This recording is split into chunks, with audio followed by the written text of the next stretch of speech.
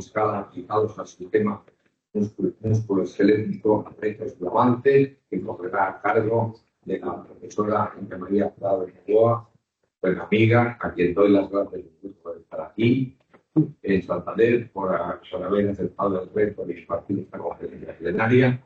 Es la primera vez que la mujer en la conferencia plenaria del Congreso Nacional de Ingeniería Mecánica, y también quiero llamar la atención que no es porque esa es la razón por la que está aquí, sino porque es una magnífica investigadora y una, yo diría más que una brillante trayectoria. Por eso, razón para agradecerle que haya aceptado esta conferencia. María es ingeniero industrial por la Universidad Politécnica de Madrid y hizo su tesis doctoral por la Universidad de Málaga. Inició su carrera investigadora en el ámbito de la robótica móvil, pues ya en el 2003 inicia una línea de investigación en biomecánica de Málaga, y es verdad que para el inicio de la línea se trata de unas sustancias importantes, y en primer lugar pues está en la Polyclinic de Montreal, en Canadá, con el profesor, no sé si alguien esto, Darcy Al, y luego colabora también, pues digamos, de modo continuo con dos estancias posteriores en el 2006 y en el 2008 en la Universidad de Ottawa, también en el país de Canadá, ahí con el profesor Lamontagne. Y por lo tanto, digamos que lleva más de 20 años dedicada a la investigación en el ámbito de la ingeniería, de la biomecánica, a ser fundadora y bueno, dentro de la Universidad de Málaga, de la Unidad de Investigación Bioclina, Laboratorio de Biomecánica de Andalucía, se denomina el Centro de Investigación Pública, la UMA, la Universidad de Málaga y el Servicio de Salud Andaluz, y también entidades privadas, bueno, en Vitas, el Hospital Parkinson Antonio de Málaga y la clínica. En Bioclina investigan además de ingenieros, tienen personal médico, es decir, que realmente es esa labor de generación de grupos multidisciplinarios. Bien, es directora, como he dicho, de Bioclina desde su fundación hasta la actualidad y coordinadora del nodo provincial de Málaga, del Hub de Bioimpresión, plataforma de biomodelos y biobancos del Instituto de Salud Santos Carlos de Lorema.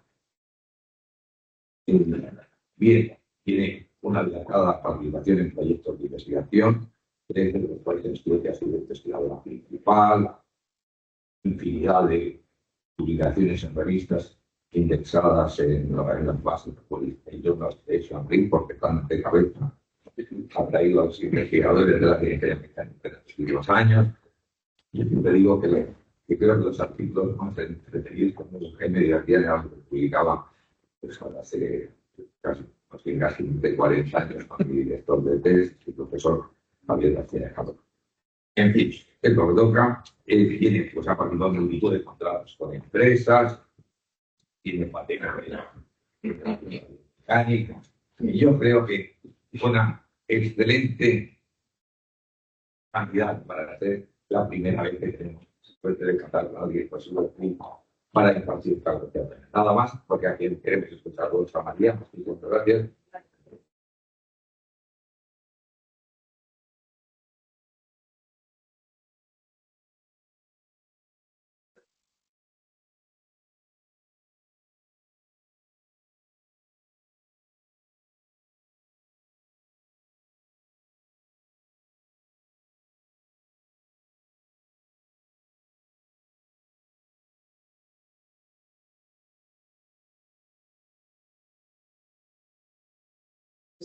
Muy buenos días a todos. Muchísimas gracias por estar aquí para escucharme y, ante todo, muchísimas gracias al comité organizador del Congreso y, en particular, a su presidente, a Fernando, por haberme invitado y por haberme dado esa oportunidad. Para mí es un honor y un derecho estar impartiendo una plenaria en el Congreso más importante, en nuestro Congreso más importante, en el Congreso Nacional. Así que espero que lo que os cuente sea al menos más cerca a lo que hizo Norberto ayer en cuanto a despertar vuestro interés, a ver si lo consigo. Pero como os ha dicho Fernando, yo voy a hablar de modelos multiescala aplicados al sistema musculoesquelético, tratando de explicar un poco qué avances y qué retos, qué desafíos aparecen ahora. Os voy a presentar el guión de la charla. Tiene estos 5 puntos, pero quería estructurarle como 2 partes. Una primera parte, que serían los 3 primeros puntos, que lo que voy a tratar de hacer es pues explicar por qué queremos modelos multiescala en el ámbito de la biomecánica y pues una primera estructura de cómo son esos modelos, que eso sería la aplicación para cualquier ámbito de la ingeniería y de la ingeniería mecánica. Y en esa primera parte lo que me gustaría hacer, sobre todo para la gente que no trabaja en biomecánica, y ya que yo creo que además esta es la primera conferencia plenaria en este ámbito, en el Congreso, pues que quede como una idea de las implicaciones que tiene para un ingeniero mecánico pasarse al campo de la biomecánica, que tiene unas ciertas peculiaridades que a lo mejor no aparecen en otros ámbitos, como vehículos, ingeniería industrial. No explícitamente, pero al menos que os quede esa idea de esas partes. Y luego hay una parte quizá más concreta, de donde voy a tratar de exponeros cómo se desarrollan los modelos multiescala en 2 órganos, no podían todos, entonces he escogido 2 órganos. El músculo estriado, el músculo esquelético, que tiene una estructura jerárquica un poquito más sencilla que otros órganos, entonces me resulta más fácil presentar aquí cómo se va generando el modelo multiescala, para que veáis en qué se ha ido avanzando. Y luego he incluido también la parte del sistema óseo, de la remodelación ósea, y esto es casi, hay grupos en España muy potentes que han hecho aportaciones muy importantes en ese ámbito, que es el mío, pues en Málaga. Hay grupos muy importantes en Sevilla, en Valencia, en Madrid, en Zaragoza, que han hecho aportaciones muy importantes, y casi con un homenaje a ellos, a lo que han hecho avanzar la biomecánica. Yo me la he puesto a nivel de España, una cosa he considerado adecuado, pues al menos comentar un poquito en ese. Bueno, pues con esa estructura, lo primero es decir que es un modelo multiescala, que es lo que yo entiendo por un modelo multiescala.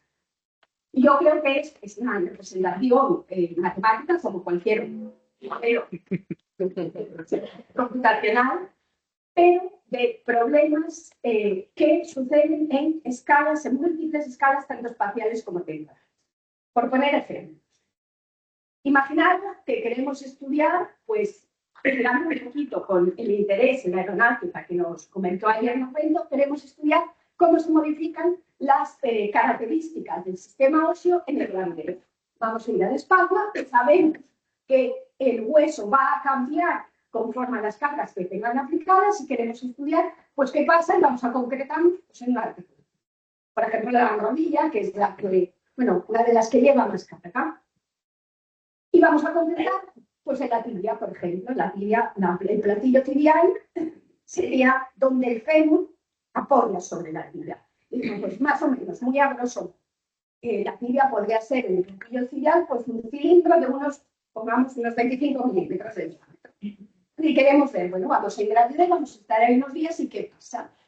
Voy a mejorar mi resistencia ósea y cuando llegue aquí, pues el hueso va a aguantar, o voy a llegar a situaciones con gravedad y mi hueso va a fallar, o qué le va a pasar. Bueno, pues para estudiar eso, para estudiar la causa y cómo se va a modificar, me tengo que ir a un nivel que está 3 órdenes de magnitud por debajo. Tengo que estudiar eso en un volumen, pues aproximadamente pongamos 4 metros. Es decir, tengo un problema donde la causa está a 3 órdenes de magnitud intencionales por debajo del fenómeno que yo quiero estudiar. Entonces, si quiero estudiar eso, tengo que hacer un modelo que implique toda esa escala. O por poneros otro ejemplo, que también diga con algunas ponencias que hemos ido viendo. Quiero ver, pues tengo un fármaco y quiero ver qué alteraciones produce ese fármaco, en principio deberían ser ventajas, en la marcha de un paciente que tenga una determinada patología. La marcha es uno de los sistemas más estudiados, porque es muy limitante no poder caminar para la calidad de vida, decimos, bueno, pues, ¿a qué velocidad camino en circunstancias normales? Pues aproximadamente 1 metro por segundo, pues tengo un fenómeno que ocurre como una reacción. Pero yo estoy estudiando una patología neuronal. Y entonces tengo que ver a qué velocidad viaja el impulso nervioso. Y entonces descubro que el impulso nervioso viaja a 100 metros por segundo. Es decir, otra vez estoy con 3 órdenes de magnitud bajo. En este caso, temporales. Tengo un problema que yo veo a un hercio, pero su causa sucede aquí en el proceso. Y tengo que integrarlo todo en ese modelo, si lo quiero estudiar adecuadamente, si quiero estudiar la causa de un fenómeno en escalas muy distintas. Bueno, pues aquí es donde surge la necesidad de desarrollar modelos que abarquen todas esas escalas. Y hay una cosa que quizás os habéis ido dando cuenta, y es que yo ya he soltado un montón de palabras que no son muy habituales en ingeniería mecánica. He hablado de términos químicos, anatómicos, biológicos, una terminología que para los ingenieros mecánicos a veces nos resulta muy habitual.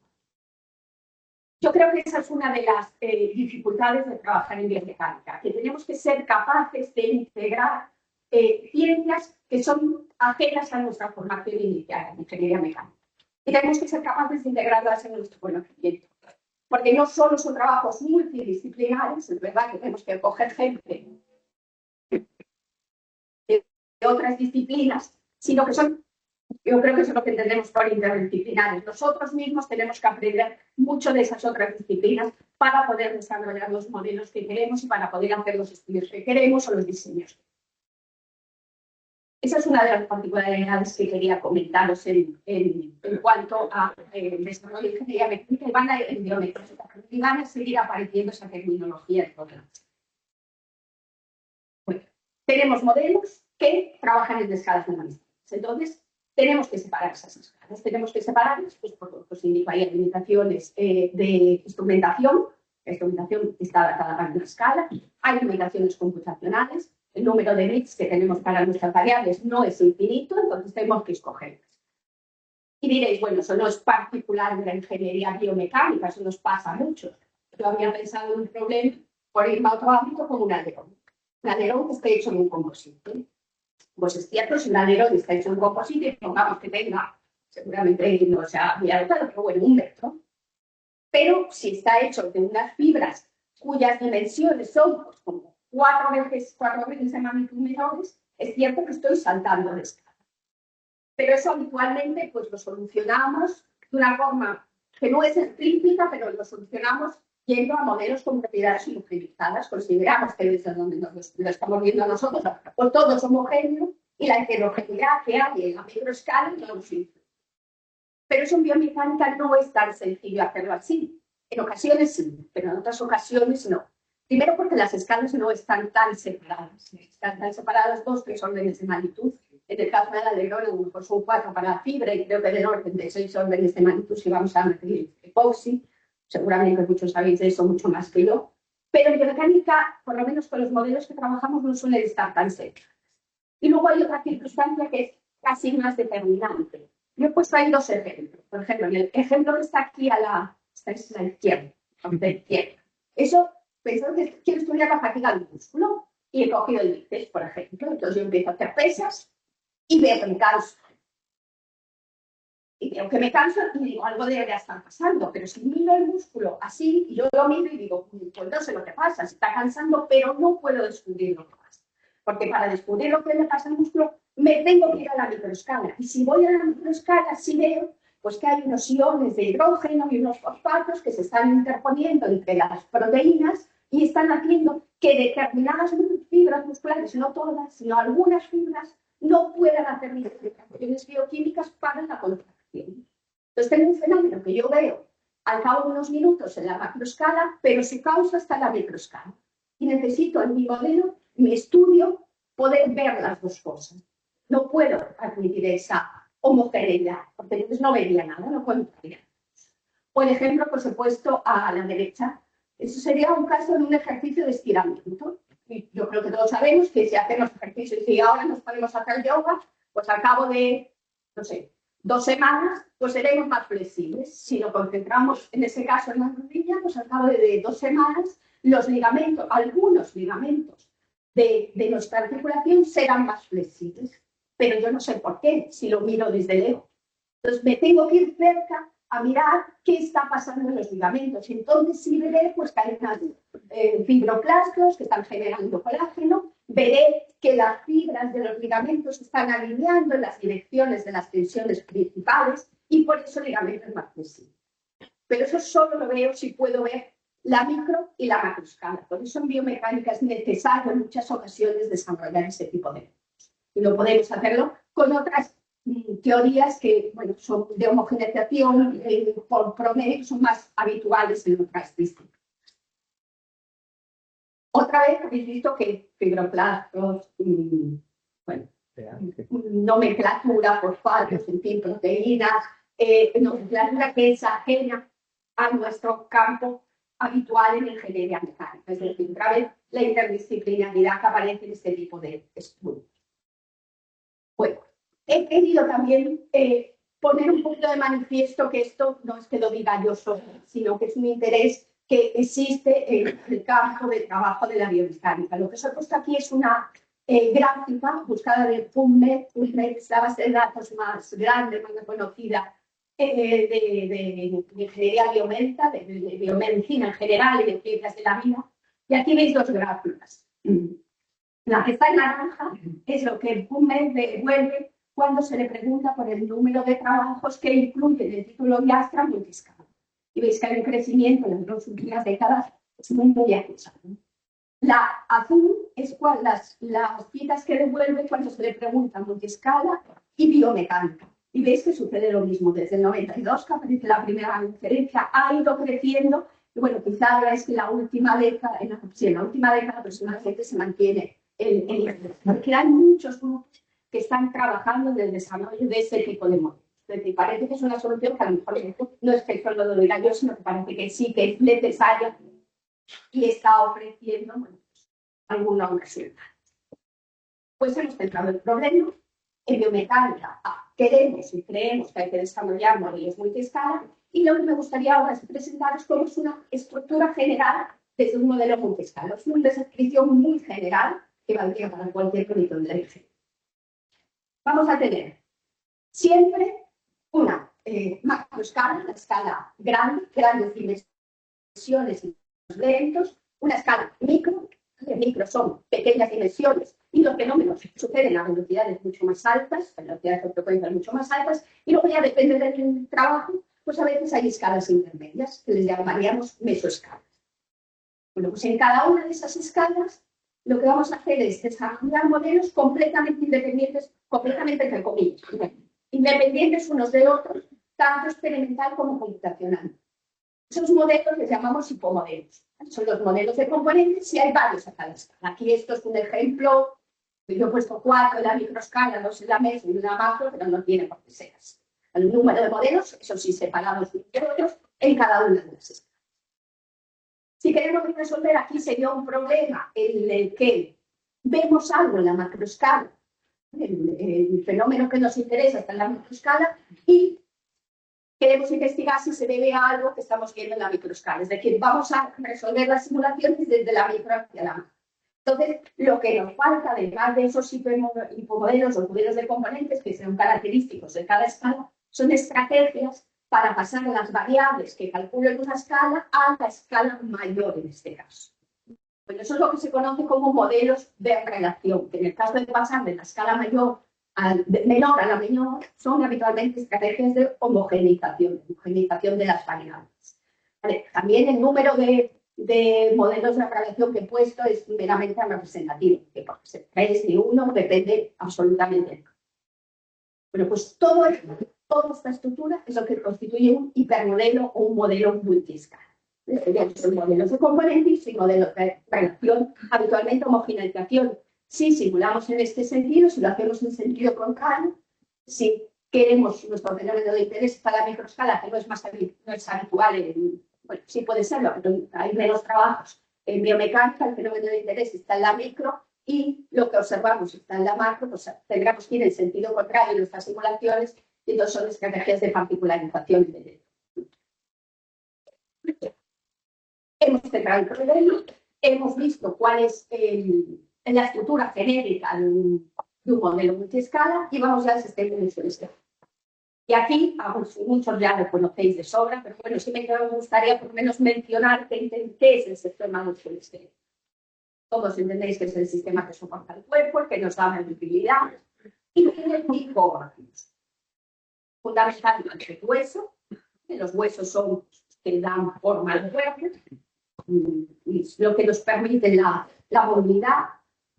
Los huesos se unen en articulaciones. Biomecánicamente las articulaciones son todas de 6 grados de libertad. Es cierto que muchas veces eso multiplica capacidades cinemáticos de menos grados de libertad, porque algunos grados de movimientos pueden ser despreciables para nuestro estudio, pero bueno, en general serían articulaciones de 6 grados de libertad, es donde el hueso se mueve con respecto a su hueso adyacente.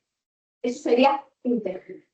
Otro tipo de órgano son los cartílagos. Los cartílagos es un tejido distinto que se coloca entre los huesos adyacentes cuando va a haber movimiento entre ellos, y el cartílago lo que hace es limitar la fricción, ¿no? Para que haya menos desgaste.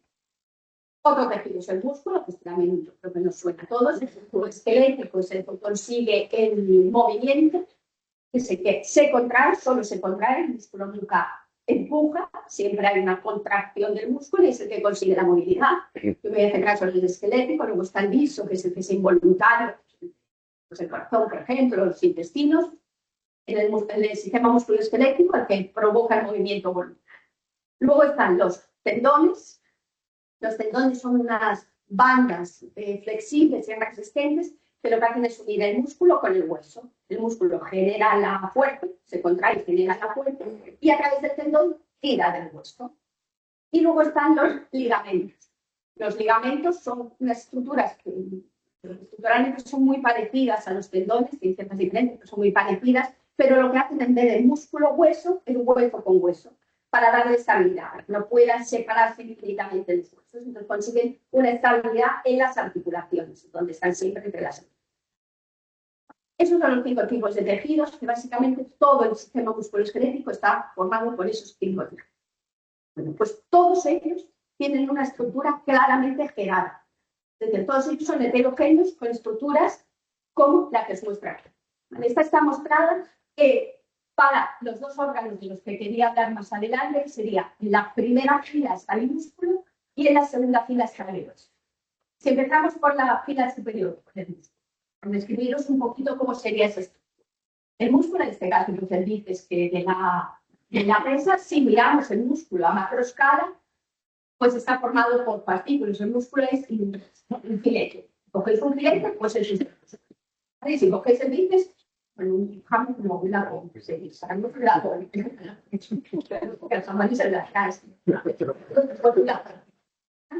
Entonces, eso es a macroescala, lo que vemos. Pero si vamos viendo lo que desde más cerca para saber lo que le pasa, el músculo está formado por partículas. Eso todavía estamos en una escala de milímetros que lo podemos ver. Son partículas con distintas organizaciones. Pero cada uno de esos fascículos está formado por una agrupación de fibras musculares, que están como todas empaquetadas, son fibras musculares empaquetadas con otro material distinto, que es la matriz extracelular, que es la que las mantiene de seco.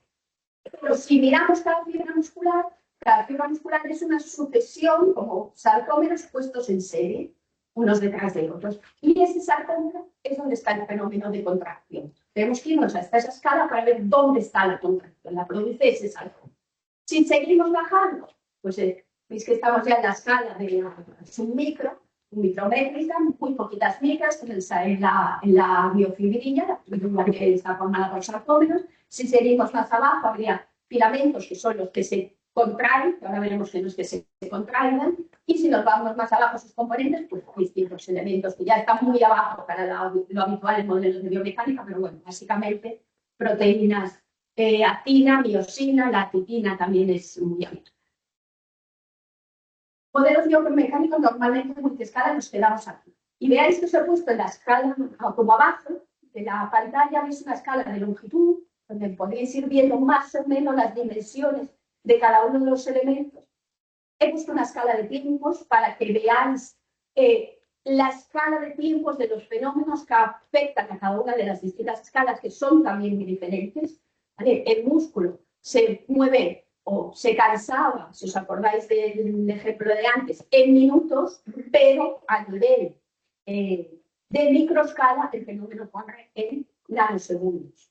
La escala de tiempo también es muy diferente. Yo os he puesto, eso ya es más discutible, lo que he seleccionado, pero lo que he puesto en la última línea son las métodos, la característica de todas.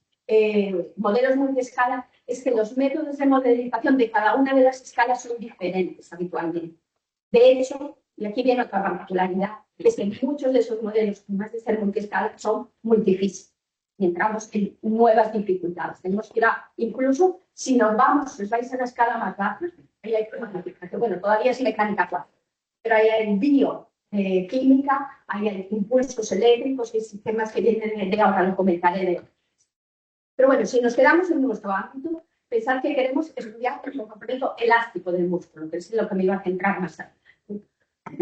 A macroescala, viendo en la core S, a macroescala, el comportamiento, en principio sería la curva que está abajo, sería una fuerza, desplazamiento, creo que es, no sé si desplazamiento, estiramiento, desplazamiento, es lo mismo con distinta escala, del músculo cuando no está activo.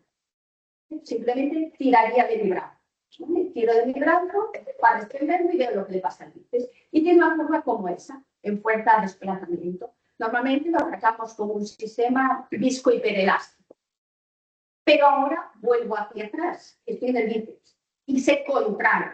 Y me tengo que pasar a las curvas que están en negro, sobre la verde, en la otra gráfica. Y ves que son totalmente distintas. Y ese fenómeno está sucediendo en la microescala. ¿Por qué está cambiando la curva que para nosotros sería la curva de deformación? Está cambiando por ahí lo que sucede a escalas muy inferiores y las curvas cambian completamente. Lo que he puesto ahí de forma cualitativa son dos curvas, las mismas, fuerza de deformación del mismo músculo, pero con la activación máxima, es decir, yo intento hacer la máxima fuerza, sería la que está más superior, y una intermedia a una fuerza intermedia. Y veis que son completamente distintas. Y eso es lo que veo a las macroescalas. Pero si me voy a la microescala, lo que veo es lo que le está pasando al sarcómero. Ese es un modelo habitual del sarcómero. El sarcómero, ¿os acordáis que es lo que de verdad se contrae? Donde está la causa de generar la contracción muscular. Y ahí lo voy a modelar habitualmente como una titina. Titina es esa proteína donde toda la elasticidad está concentrada en esa proteína. Eso sí es elástico. Bueno, sería más o menos igual a lo que pasa en macroescala, pero más pequeñito. Pero es que resulta que gran parte de la contracción, lo que pasa en la parte activa, es un deslizamiento, no es una deformación elástica. Es que es lo que veis en el vídeo. Una proteína está haciendo que la otra se desplace, pero esas proteínas habitualmente se modelan como elemento abrasivo, sin deformación. Entonces, una deformación que una curva a macroescala ve una curva de deformación a micro, lo que está pasando es un desplazamiento. Y son fenómenos distintos y que tenemos que estudiar de formas distintas. Entonces, no puedo ir a un modelo convencional, tengo que ir a un modelo que estudie en cada escala qué es lo que está pasando. Si me voy a la línea inferior es el hueso, en este caso es el hueso cortical. Y voy a empezar ahora desde la escala más baja hacia la más alta. Al principio estarían los constituyentes, básicamente cadenas de aminoácidos y cristales de hidroxapatita. Esos los aminoácidos se conforman en la molécula de colágeno. Estoy aquí en la... A ver si puedo señalar. Sí. Ahí. Estoy ahí en la molécula de colágeno. Aquí ya en lo habitual en modelos multiescala en biomecánica, las moléculas de colágeno se agrupan para formar la fibrilla de colágeno con cristales de hidroxapatita, por ejemplo. La fibrilla de colágeno se agrupan varias de ellas para formar la fibra de colágeno. Y varias fibras de colágeno se agrupan para formar lo que es ya la unidad estructural, que ya casi estoy en la macro, la unidad estructural del hueso, que son a nivel estructural son como cilindros concéntricos y cada cilindro está formado por como unas láminas, de hecho se llaman lamelas, y cada una de esas lamelas son fibras paralelas. Dentro de cada lamela se puede considerar que son fibras paralelas. Esas láminas forman los cilindros y hay varios cilindros concéntricos. Eso ya suena un poco más a las estructuras de materiales compuestos, el cilindro. Pues eso sería el hueso, un tipo de hueso que se agrupan varias de esas osteonas, que serían esas estructuras formadas por las lamelas, esos cilindros concéntricos, se agrupan para formar el hueso. Un tipo de hueso cortical. El trabecular es lo mismo, pero un poquito más compleja en su estructura. Pero nos concentramos en el cortical. Vamos a estudiar la deformación aquí en esta escala, ¿vale? Que veis que es distinta en dimensión y es distinta en cuadrado. Bueno, pues si me voy a nivel de microescala, la escala más bajita, la fibra del colágeno lo que va a hacer para deformarse es desplazarse, se desplazan entre sí. Y a microescala tengo que estudiar el desplazamiento. Pero si me voy al nivel de la osteona y quiero estudiar la deformación de la osteona, y tengo que ver que se están formando, a ese nivel se están formando microgrietas. Y me sucede lo mismo, otra vez, para estudiar bien la deformación del hueso, tengo que estudiar fenómenos distintos según la escala de osteona. Necesito otra vez un modelo multiescala.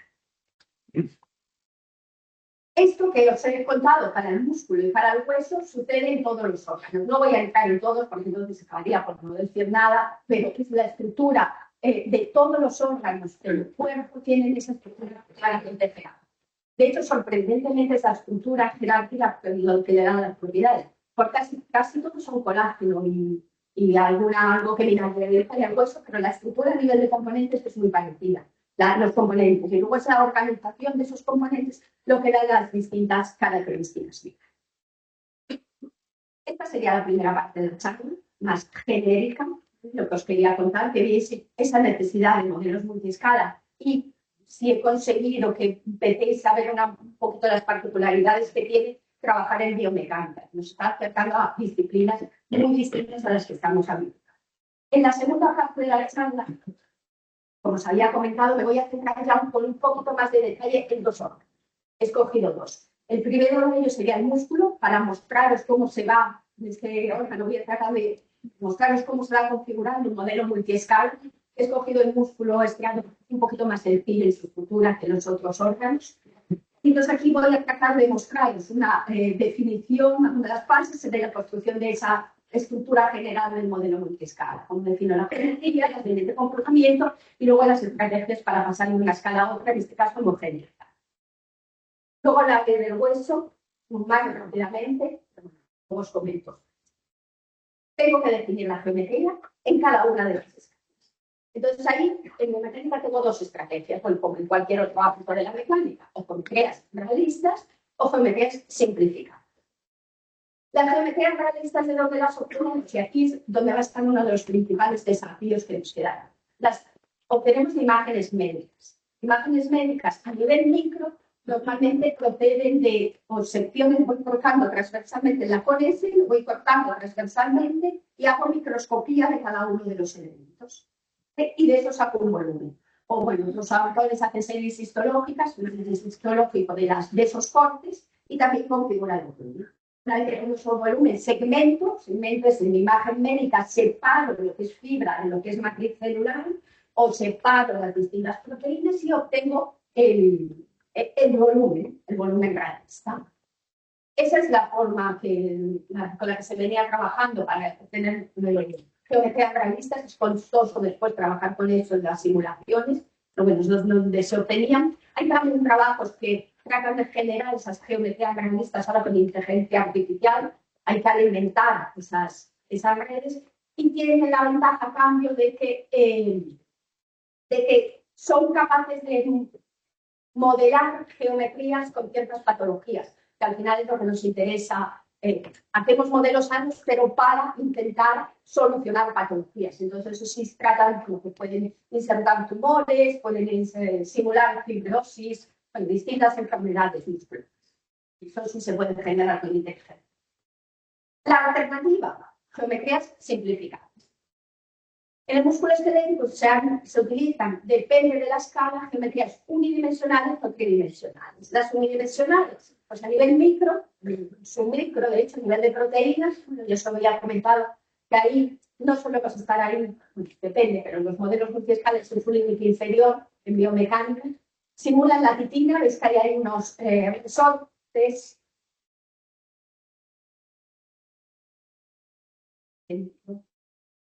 Esos resortes que están ahí sería la titina, resortes, ahora veremos sus leyes de comportamiento, nos unen a la miosina, esto normalmente no tiene deformación, y los otros componentes habitualmente tampoco. Toda la deformación está concentrada ahí en la titina. Un poquito, a la escala un poco más alta, la micro, las fibras musculares también depende de los trabajos, hay que lo simula como un elemento sin deformación, una barra, hay que simula también con resortes. Eso es lo que se utiliza en geometrías unidimensionales. Tridimensionales. pues normalmente se utilizan o geometrías periódicas, que son más sencillas luego de trabajar con ellas en simulaciones, cilindros, ¿vale? Cilindros periódicos. Los cilindros tienen un inconveniente importante, es que cuando se compactan, se ponen muy cerca, cilindros periódicos, se alcanzan volúmenes ocupados por esos cilindros, creo que eran un poquito menos del 91%. Mientras que en el músculo la ocupación de fibras musculares llega hasta el 96% casi. Eso no se puede hacer con cilindros. Entonces otros autores ponen hexágonos. Esos hexágonos se destruyen y ahí se obtienen o las miofibras o las fibras musculares. Depende de la escala que esté. Un poquito más avanzado, porque podéis comprender que no es tan granular. Las geometrías realistas no son hexágonos granulares. Entonces se alteran un poquito, bueno, son patrones de Voronoi, distintas técnicas para generar geometrías de hexágonos. Ahí tenéis como una visión general de las distintas aproximaciones a los distintos avances que se han ido proponiendo para representar la geometría. A eso le tenemos que sumar las leyes de comportamiento a cada una de las. Y en el caso del músculo hay dos, las pasivas, cuando el músculo no actúa, y las activas. En las pasivas, a escala micro, pues os acordáis que solo estaba la piscina, no deben de formarlo, pues o un resorte lineal o una cadena semiflexible, one chain model, igual eso suena a alguno, es con, yo creo que muchos polímeros modelan también con ese tipo de formulación, bueno, tampoco creo que no tenga interés entrar en ello. A escala macro, fibras musculares y matrices gráficas. Las fibras musculares, pues hay distintas formulaciones, autores que lo consideran elástico lineal. El modelo de Hill está muy utilizado. El modelo de Hill, veis que hay como dos elementos elásticos, uno en serie y otro paralelo, con un elemento contrátil. Ahí, en ese elemento contrátil, es donde voy a llegar desde el cerebro. Ahora lo pondré. Y ahí, si quiero hacer eso bien, ahora lo voy a comentar, multifísico otra vez, que confirma otros campos de la física. Entonces, un elemento contrátil en serie con dos elementos elásticos, que eso nos suena a nosotros más. Elementos contráctiles, pero bueno, elásticos, perdón, con distintas formulaciones. Otros autores combinan en el mismo elemento, separan por un lado contribución isotrópica y contribución anisotrópica, cada uno con sus formulaciones. Creo que tampoco tienen las isotrópicas son euclidianas, o polinómicas cuadráticas, y las anisotrópicas por formulaciones lineales, polinómicas o exponenciales, es lo más habitual. Es que todo eso, distintas aproximaciones que se siguen utilizando ahora mismo, leyes de comportamiento, y solo estoy hablando del comportamiento elástico, no queriendo entrar en nada de fallo, porque entonces aparecería todavía, creo que sería demasiado tedioso exponer aquí toda la zona. En la matriz extracelular, que es otro componente distinto, pues también modelos elásticos, modelos hiperelásticos o matrices isótropas reforzadas con fibra de colágeno, pues es parecido a lo que se hace en composites, tengo entendido, con dos aproximaciones, integración angular, con modelas cada fibra su comportamiento mecánico de cada una de las fibras colocándolas, eso hace que el mallado esté condicionado por donde colocar las fibras, el tensor de estructura generalizado, es un tensor genérico, y ahí ya va integrado pues, habitualmente dos familias de fibras con cierta dispersión. Bueno, todo eso, leyes de comportamiento, esto es solo la parte pasiva. Me queda la parte activa. Esto solo modela cuando el músculo no actúa.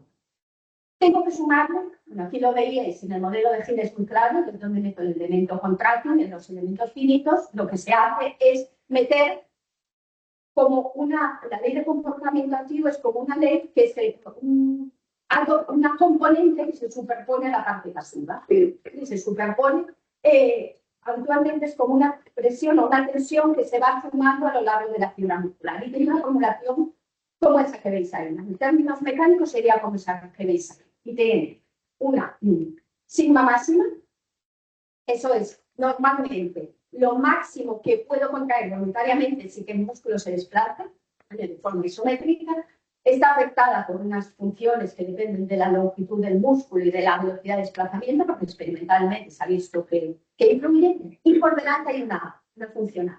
Esa función es lo que viene del sistema neuronal. Y para modelar bien esa función, ya nos salimos de la mecánica, ya tenemos que poner bioregulación, es decir, ver las reacciones bioquímicas que suceden para transmitir el impulso neuronal y electrónica, no, electricidad, para ver cómo se transmite, sería muy bien, cómo se transmite desde el cerebro hasta la activación en el músculo. Ahí ya nos iríamos en sistemas a modelos multi-escala, multifísicos. Ya estamos aumentando la complejidad y estamos entrando ahí, si queréis modelar correctamente en la actividad muscular. Para nosotros, como ingeniería mecánica, se nos quedan funciones habitualmente trigonométricas o funciones exponenciales para modelar las distintas actuaciones musculares. Todo eso es lo que integra la multiescala del sistema muscular, que sería el primer órgano que os quería presentar. Nos falta transitar de una escala a otra. Entonces, eso hay distintos enfoques. Los valores promediados son más sencillos, simplemente cuando transito siempre voy de una escala micro a una macro, siempre se entre dos escalas adyacentes. Entonces, o promedio, digo, lo que pasa en la macro es un promedio de lo que pasa en la micro y ya está. O lo más habitual, estrategias de homogeneización. Y ahí hay dos estrategias. Homogeneización analítica, eso es una formulación cerrada, consigo una formulación que me permite que paso de la escala micro a la macro con una formulación que depende de parámetros que puedo contar en la escala micro. Por ejemplo, para poner algunos ejemplos de formación uniforme, la homogeneización se basa en seleccionar un elemento de volumen representativo, es decir, un elemento donde sale toda la heterogeneidad de la escala micro para representarlo en la macro. Entonces, pues, sería algo que se va como repitiendo, que no sea periódicamente. Y entonces, pues, digo, en todas las escalas micro, pues todos los elementos de formación uniforme, me sale una expresión o tensión uniforme, o la que hay abajo es una aproximación del campo de desplazamientos de forma asintótica, como que el campo de desplazamiento, pues, modelo como una serie asintótica en la escala macro de lo que sucede en las distintas aproximaciones. Más costoso, pero más preciso, homogeneización numérica, que quiere decir que modelos elementos de volumen representativo en la escala micro, los simulo en la escala micro y los resultados de simulación son los que se pasan a la escala micro.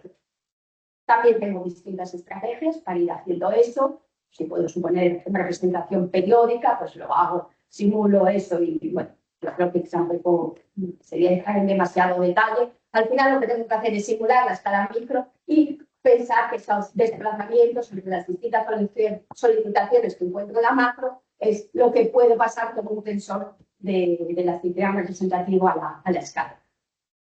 Y ahora sí, tengo todo el modelo con todo ese trabajo que llevaré. ¿Qué nos queda por hacer? ¿Dónde están los retos? Ahora mismo, desde mi punto de vista al menos, se necesita una mayor disponibilidad de datos experimentales. Otra dificultad enorme en biomecánica es la experimentación. La experimentación es con tejido, en principio, vivo. No es coger una probeta y cada tejido vivo es distinto. Entonces, eso es una dificultad importante, la experimentación. Nosotros sí tratamos de cubrir esa área.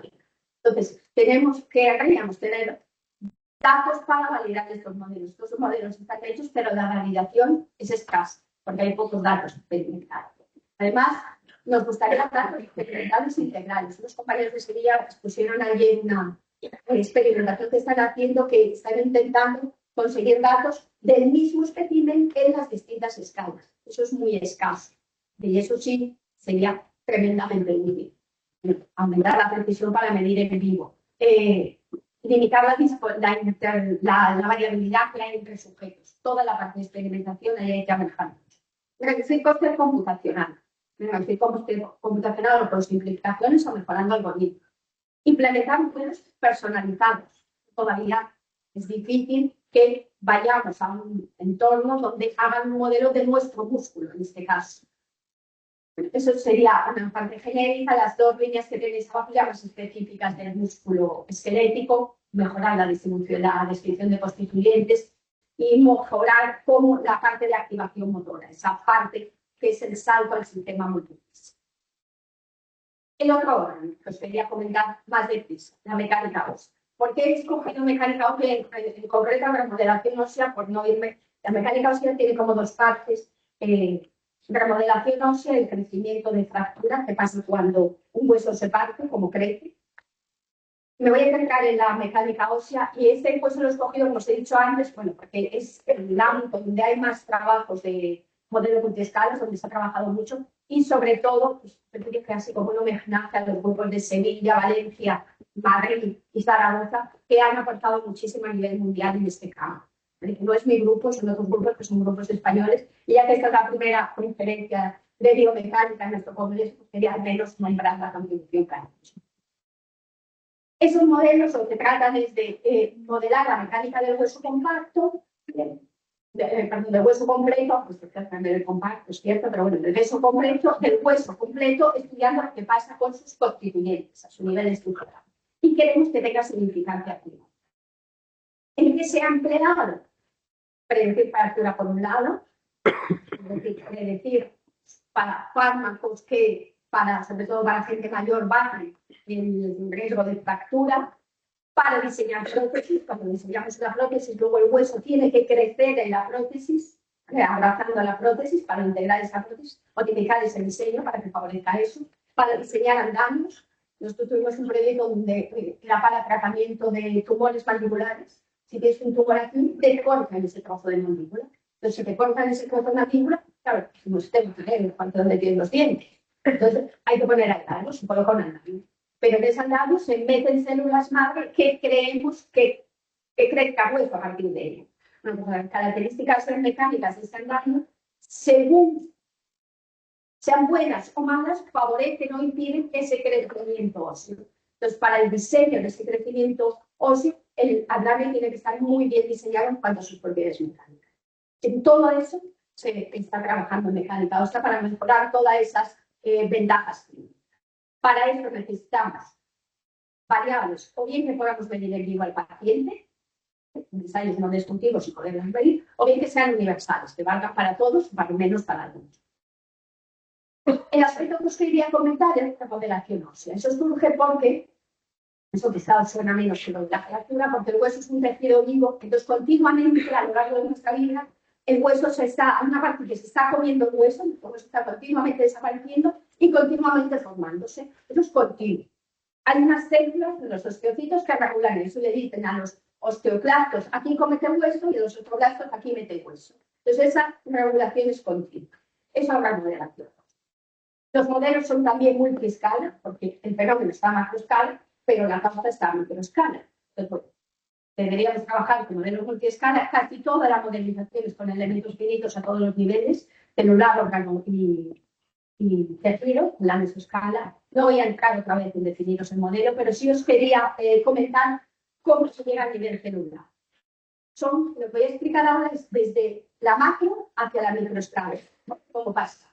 Inicialmente había modelos, y de ahí empezaron los modelos multiescala, modelos macro, donde tenían unas leyes de comportamiento como esta. Aquí tenéis en el eje horizontal la tensión, en el eje vertical donde se forma hueso. Entonces, lo que se vio, que lo inició Julius Wolff en el 82, es que donde había tensiones, el relieve se formaba hueso. Y además que el hueso se orientaba en la dirección de las tensiones principales. Y donde no hay tensión, veía que desaparecía el hueso. Y luego veía que había unas zonas similares donde ni se forma ni se destruye el hueso. Y con eso, pues aquí se hicieron varios modelos, ¿vale? Con ese concepto de fenómeno.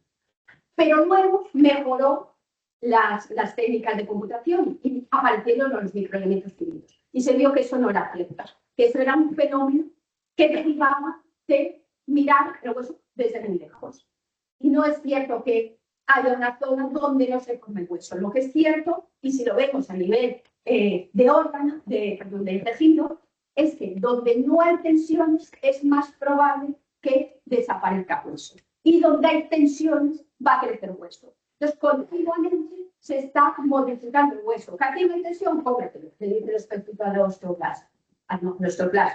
Que aquí hay tensión, le dice, aquí mete hueso. Entonces, el hueso se va modificando. Pero eso lo tenemos que ver a microescala. Esos fueron los primeros modelos multiescala de la modelación ósea. Y veis que la regulación celular, ¿por qué está gestionada? Por la deformación que aparece en la microescala. Pero queremos en más detalle. Y se vio que además el flujo, hay un fluido dentro del hueso que está viajando todo el tiempo por dentro del hueso, y entonces se vio que ese fluido también los osteoclastos respondían a él. y hay que meter una nueva escala, pasar el flujo intersticial a una escala inferior para ver cómo la presión hidrostática que genera ese fluido hace actuar a los osteocitos para generar o destruir huesos. Otra nueva, y aquí estamos todavía en mecánica. Dos fenómenos que tenemos que pasar de la macro a la micro para entender lo que está pasando y cómo se remodela el hueso. Si os acordáis del problema al principio de la charla, en microgravedad ese fluido va a viajar de forma distinta. Y al astronauta, el hueso, ya no soy una pero le va a desaparecer el hueso, seguramente, porque no tiene una actividad, no tiene tensión y no tiene circulación de flujo. Estamos todavía en mecánica. Más complejo, y vamos completando los modelos, hay que meter señalización bioquímica. Eso sería lo siguiente, no vamos a haber metido en la escala inferior todavía, pero sí otra cuestión. Y esos modelos ya ven cómo esas regiones por donde circula el fluido, hay como unas lagunas donde está el osteocito y unos canales por donde manda la señal bioquímica la estoplasto, para que en decirle cometeo genera hueso, esa es una señal bioquímica que viaja por unos canales. Pero los siguientes modelos ya incorporan esa señalización bioquímica. Eso ya es multifísica.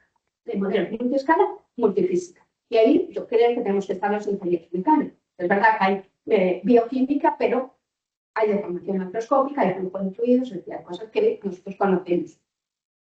Más todavía, y esto todavía está en desarrollo, de hecho sería uno de los desafíos que os voy a poner. Sabemos que, no sé si habéis sido alguno que falla el hueso y no sé qué, dicen, date corriente, y hay como una activación eléctrica para favorecer que se recupere la fractura. Bueno, se ha visto que los osteocitos responden al potencial eléctrico. Bueno, pues tenemos que meter ese campo eléctrico. Ese campo eléctrico surge porque el flujo intersticial transporta iones, pero también surge porque la propia molécula de colágeno es piezoeléctrica. Entonces, al deformarse, genera potencial eléctrico. Pero para verlo tengo que meter una escala inferior todavía. Y ahora ya tengo un modelo mucho más completo, pero tengo mecánico, deformación, mecánica de fluidos, flujo de intersticial, química, señalización bioquímica y comportamiento eléctrico. Todo eso integrado en el modelo, para poder comprender de una forma adecuada cómo es la remodelación ósea y poder tratar las posibles faltas o generar fármacos que solucionen osteoporosis, qué pasa cuando hay un tumor y quiero que crezca en el hueso. He tratado de presentaros lo que tendríamos que avanzar en mecánica ósea. Aquí estarían los retos que quedan, lo que tenemos que hacer ahora, que veis que son muy parecidos a los que puse antes para el músculo. Necesitamos más datos experimentales, necesitamos bajar el coste computacional o con simplificaciones válidas o mejorando algoritmos. Nos gustaría personalizar los modelos para hacerlo para cada paciente. Y bueno, ya desde el punto de vista del hueso específico, mejorar cómo se simula ese estímulo eléctrico, lo último post-MD, eso todavía hay poco trabajo, incluir influencias hormonales e inmunológicas, y ya me voy a otro ámbito que ya ni siquiera es de la física. Estamos muy en biología. Bueno, también nos gustaría desarrollar modelos dinámicos que se adapten a las condiciones clínicas actuales. Con todo eso, como conclusión, esos serían los grandes retos que quedan ahora mismo en general en biomecánica. Por una parte, mejorar la experimentación, ahí queda mucho que avanzar, visteis que aparecían los dos órganos y ahí nos queda mucho que hacer. Reducir coste computacional, ¿vale? O validando simplificaciones o mejorando algoritmos. Implementar modelos personalizados, para eso tenemos que poder ser capaces de medir algo en vivo, sobre todo geometría, si podemos medir parámetros elásticos en vivo, con ultrasonidos, por ejemplo, se está intentando. Y todo eso, si avanzamos en esos dos frentes, en los dos últimos frentes, podemos llevar estos modelos al entorno clínico para solucionar el entorno. Pues lo dejo ahí, que yo creo que ya me están llegando al tiempo establecido. Eso ya es lo que estamos haciendo nosotros. Aquí me quiero.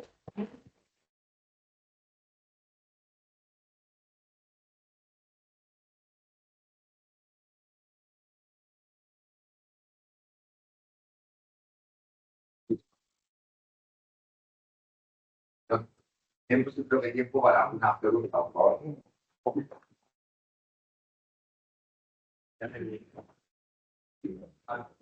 Una curiosidad, que puede ser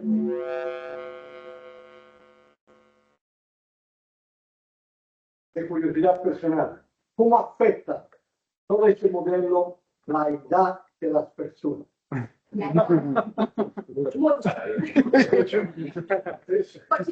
que no me parece que todavía se está estudiando.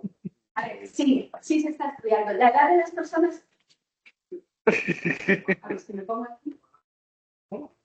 Lo tuyo es que se oye perfectamente. Sí. A ver, la edad de las personas sí es una de las cosas que se está estudiando. De hecho, la remodelación está muy afectada por la edad. Porque conforme avanza la edad, pasan dos cosas. El calafio está menos mineralizado y la remodelación ósea es más lenta y los osteoclastos actúan menos. Eso sí se está intentando incluir en los modelos. Y una parte que la puse como un desafío es toda la parte hormonal, sobre todo en mujeres, que después de la menopausia la variación hormonal hace que la remodelación sea mucho más pequeña. Esto se está intentando. Los que nos dan después de una cierta edad. Sí. Hay que tomar un montón de... Entonces, pues, como uno de los intentos que lo que hago de hacer el incluir esa parte de endocrina, pero sí hay trabajo.